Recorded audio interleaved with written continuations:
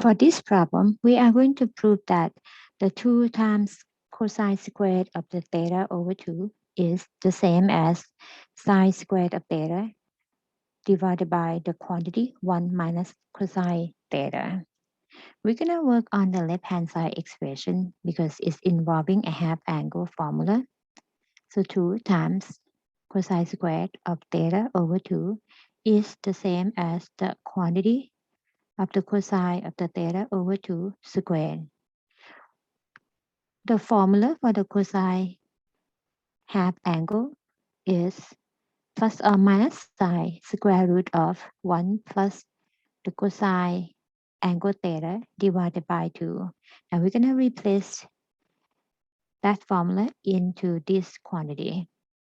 Plus minus sine square root of 1 plus cosine theta divided by 2. And the quantity squared. The power 2 and the square root will take care of each other. The plus or minus sign, when you raise to the second power, it will become positive. Therefore, our expression becomes 2 times the quantity 1 plus the cosine theta divided by 2. 2 and 2 cancel. Now we have just 1 plus cosine theta, but it doesn't look like the expression on the right hand side. Now we're going to work on that a little bit. So move over to this area. So equals 1 plus cosine theta. As you see, the right hand side expression is in the fraction form with the denominator 1 minus cosine theta. We're going to make it happen by multiplying both top and bottom by the quantity 1 minus cosine theta. I'm going to use different colors here.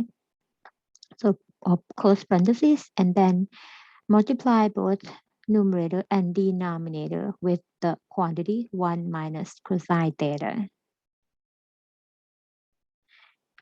Then we have the quotient with the denominator 1 minus cosine theta. So far, we have the same denominator as the expression on the right-hand side, which is the goal. And then the numerator as the product of 1 plus cosine theta and 1 minus cosine theta.